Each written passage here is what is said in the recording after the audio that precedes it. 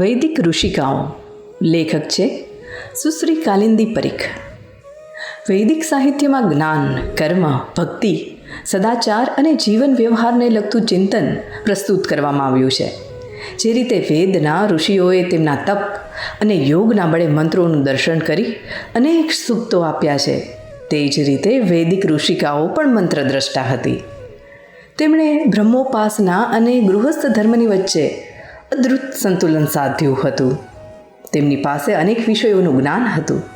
વૈદિક ઋષિકા વાક પોતાની જાત વિશે બોલતા પોતાને રાષ્ટ્રની અધિષ્ઠાત્રી તરીકે રજૂ કરે છે. ઐશ્વર્યની સ્વામીની, સર્વોચ્ચ અસ્તિત્વની અને યજ્ઞ વિષયક ઉપાસનાની જ્ઞાતા તરીકે પોતાને ઓળખાવે છે. ઋગ્વેદમાં નારીને રાષ્ટ્રની અધિષ્ઠાત્રી અને બ્રહ્મવાદિની તરીકે નિરૂપવામાં આવી છે. તેમણે ભાગામણી સૂક્તની રચના કરી છે. ઋગ્વેદના 10મા મંડળના 125મા સૂક્તનો પહેલો મંત્ર: અહમ રાષ્ટ્રી સંગમની વસુનામ ચિકિતુષી પ્રથમા યજ્ઞયાનામ.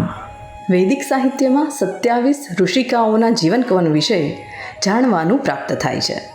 આ ઋષિકાઓ મંત્રોના પાઠ કરતી હતી અને દેવોને આહ્વાહન આપતી હતી. તે માત્ર પુરુષોનો જ વિશેષાધિકાર નહોતો. ઋગ્વેદકાલીન સમાજ સ્ત્રીઓને પણ મંત્રપાઠ માટે છૂટ આપતો હતો. આ બધામાં વિશ્વવારા અત્રિ ગોત્રની ઋષિકા હતી. અત્રિ દત્તાત્રેય દુર્વાસા અને સોમના પિતા હતા. તેમણે સતી અનસુયા સાથે લગ્ન કર્યા હતા. તે પુરુ, અનુ, દ્રહ્યુ, તુર્વસુ અને યદુ વંશના પુરોહિત હતા. વિશ્વવારાનું સંપાદન 28 સૂક્તોમાં ઋગ્વેદના 5મા મંડળમાં જોવા મળે છે. તેમાં અગ્નિ દેવતાની સ્તુતિ અને પ્રાર્થના છે. દેવોને આહ્વાન આપવા માટે તે દેવોને આહુતિ આપે છે અને કહે છે, પ્રાતઃકાળે અગ્નિદેવનો પ્રકાશ સ્વયંભૂ જ ઊંચે આકાશમાં ફેલાય છે. વળી જે અગ્નિનો સત્કાર અને સ્તુતિ કરે છે તે સમૃદ્ધિ પ્રાપ્ત કરે છે અને તે ક્યારેય દરિદ્ર બનતો નથી. ત્યાર પછી તે શત્રુનો પરાભવ કરવા માટે અગ્નિને પ્રાર્થના કરે છે. આગળ ઉપર પતિ પત્નીના પ્રેમ અને બંધનને દ્રઢ કરવા તથા સામાજિક અને પારિવારિક સલામતી અને સ્થિરતા માટે ઈશ્વરને પ્રાર્થના કરે છે. વિશ્વવારાની જેમ અપાલા પણ અત્રિ કુળની એટલે કે આત્રેય ઋષિકા હતી. દુર્ભાગ્યે તેને કોઢ થતાં તેના પતિએ તેનો ત્યાગ કર્યો હતો. આથી તેણે તેના પતિનો પ્રેમ પુનઃ સંપાદિત કરવા અને પોતાના સુખી દાંપત્ય જીવન માટે ઇન્દ્રદેવને પ્રાર્થના કરી હતી. અપાલાએ ઇન્દ્રને ખૂબ જ શક્તિશાળી અને અનેક વિજયો મેળવનારા દેવ તરીકે સ્તુતિ કરી હતી. ઋગ્વેદના સૌથી વધુ સૂક્તો, લગભગ 250 જેટલા સૂક્તો ઇન્દ્રની ઉપાસના માટે સમર્પિત થયા છે. સોમરસ તેમનું પ્રિય પીણું હતું, કારણ કે તેનાથી તેમનામાં અદમ્ય ઉત્સાહ આવતો હતો. અપાલાને આ બધી ખબર હતી, તેથી તે ઇન્દ્રને સોમ નામનું પીણું ધરે છે. કન્યા વારવાયતી સોમમપી શત્રુતા વિદત અસ્તમ ભરંત્ય બ્રવીદીન્દ્રાય સુનૈવેત્વા શુક્રાય સુનૈવેત્વા. ઋગ્વેદના 8મા મંડળના 91મા સૂક્તનો પહેલો મંત્ર. તેના આ અસાધારણ માર્ગમાં આગળ ઉપર તે ફરીને ઇન્દ્રને નિહાળે છે. કુચ કરત કુવીનો વસ્યસ કરત કુવિતપતિ દ્વીપો યતિરિન્દ્રેણ સંગમા મહે. ઋગ્વેદના 8મા મંડળના 91મા સૂક્તનો ચોથો મંત્ર. તેના પતિ દ્વારા બહિષ્કૃત થતાં તે ઇન્દ્રનો આશ્રય શોધે છે અને તેને રોગમાંથી મુક્ત કરવાના તથા પરિવારજનોને તમામ કલેશોમાંથી મુક્ત કરવા અને તેમના સુખ સમૃદ્ધિ માટે પ્રાર્થના કરે છે. અપાલા પછી ઘોષા પાસેથી ઋગ્વેદના 10મા મંડળમાં 2 સૂક્તો 39 અને 40 મળે છે. તે કક્ષીવાન ગોત્રમાં જન્મી હતી તેવું ઋગ્વેદના 1 મંડળના 116મા સૂક્તમાં 226ના મંત્રમાં દર્શાવ્યું છે. ઋષિકુળમાં જન્મી હોવા છતાં તેને યોગ્ય પતિ ન મળતા તે તેના પિતૃગૃહે જ રહી હતી. તે અમર્યાદિત જ્ઞાન અને બળ ધરાવતા અશ્વિની દેવોને પ્રાર્થના કરે છે.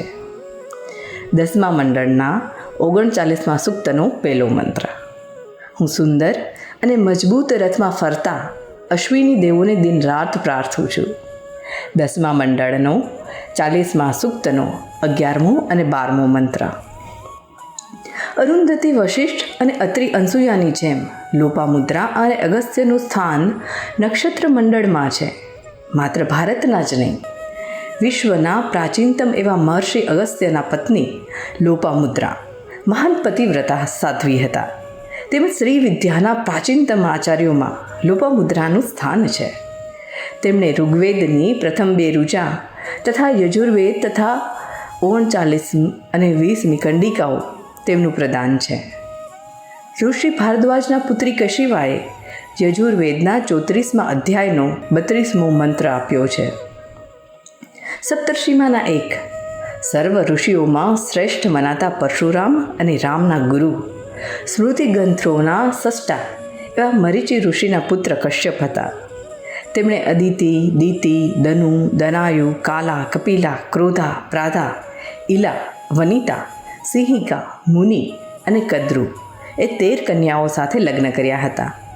આ બધી પત્નીઓમાં તેમને અદિતિ વિશેષ પ્રિય હતા. અદિતિથી તેમને 12 આદિત્ય અને ઇન્દ્ર વગેરે દેવો થયા હતા. તેમણે સામવેદનો મંત્ર આપ્યો છે. અદિતિ સુક્તદર્શિની ઋષિકા હતા. તેઓ વિદુષી હતા. ઈશ્વર અને બ્રહ્માંડ વિશેની તેમની જિજ્ઞાસા તેમને જ્ઞાન તરફ દોરી ગઈ હતી. બ્રહ્મણસ્પતિ રેતા સમકર્માર ઇવાધમત દેવાનામ પૂર્વે યુગે રત સદજાયત.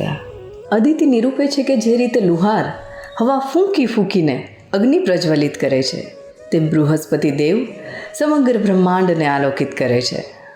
ત્યાર પછી સત અસતમાંથી જન્મ્યું હતું. ચેતન અને પ્રાકૃતિક પદાર્થો અનામ સર્વોચ્ચ તત્વોમાંથી જન્મ પામ્યા હતા. બ્રહ્માંડના સર્જન પૂર્વે ફક્ત જળ જ હતું. એ સિવાય બીજા કોઈ તત્વોનું અસ્તિત્વ ન હતું. આ આદિ જળમાંથી અનેક તત્વોનું સર્જન થયું હતું. યદેવા અદહ સલિલે સુસમરબ્ધા અતિષ્ઠત અત્રાવો નૃત્યત્મેવ તીવ્રો રેશુરપાયત. પૂર્વે બધા દેવો એક સાથે જળમાં રહેતા હતા. પછીથી ખૂબ જ તેજસ્વી એવો સૂર્ય બહાર આવ્યો અને પોતાની જાતે જ આકાશમાં સ્થિર થયો. પછીની ઋચામાં તેના 12 પુત્રોને નિરૂપે છે. મિત્ર, વરુણ, ધાતા, અર્યમા, અંશ, ભગ, વિવસ્વાન, શક, પૂપા, સવિતા, ત્વષ્ટા અને વિષ્ણુ. આ પદ્યો જ પ્રમાણ છે કે તે માત્ર મંત્ર દ્રષ્ટા જ ન હતા, પરંતુ તેઓ ક્રાંતદર્શિની પણ હતા. વાક ઋષિના પુત્રી અમૃણીએ પણ અંતિમ સર્વોચ્ચ તત્વને જોયું અને અનુભવ્યું હતું. તેમણે તેમના સૂક્તો દ્વારા દેવોના સાચા સ્વરૂપનું અને દિવ્ય સત્તાનું આપણને ભાન કરાવ્યું છે. તેઓ કહે છે, અહમ રુદ્રેભીર્વ સુભિષ્ટારામ હામ દિત્યરુત વિશ્વૈ દેવૈહ. ઈશ્વરના સર્વજ્ઞ અને અલૌકિક અદ્ભુત રૂપની સ્તુતિ કરનારા આ વાઘ રાષ્ટ્રના દેવી છે. સત્તા, સમૃદ્ધિ, ઐશ્વર્ય આપનારા તેઓ સર્વોચ્ચ તત્વના જ્ઞાતા છે. યજ્ઞમાં પુષ્કળ દ્રવ્ય આપનારા છે. સર્વવ્યાપક દેવો તેમની ઘણી જગ્યાએ મૂકે છે અને તે જ રીતે જુએ છે. પોતાની મહત્તાની સાથે સ્વર્ગ અને પૃથ્વીની સ્રષ્ટા અધિષ્ઠાત્રી પણ પોતાને જ ગણાવે છે. તેમની આ ઉદ્ઘોષણા તેમની વિદ્વતા અને આધ્યાત્મિક સિદ્ધિઓની દ્યોતક છે. વૈદિક ઋષિકાઓ પછી ઉપનિષદોમાં વિવિધ રીતે નારીનો ધ્વનિ પડઘાતો સંભળાય છે. ગાર્ગી અને મૈત્રેયી કવિયત્રી નહોતા, પરંતુ તેઓ બ્રહ્મવાદિનીઓ હતા. તેમણે જ્ઞાન માટે ભૌતિક પદાર્થોનો ત્યાગ કર્યો હતો. ગાર્ગી યાજ્ઞવલ્ક્યને ગૂઢ આધ્યાત્મિક પ્રશ્નો પૂછીને ગૂંચવી નાખે છે. અને મૈત્રેયી સંન્યાસ લઈને તેમની આધ્યાત્મિક સંપદામાં સહયોગીની બને છે. આ દર્શાવે છે કે તે કાળે પણ સ્ત્રીઓ ધાર્મિક ચર્ચા વિચારણામાં આગળ પડતો ભાગ લેતી હતી અને આવી જ્ઞાન સભાઓમાં તેમને પ્રવેશ મળતો હતો.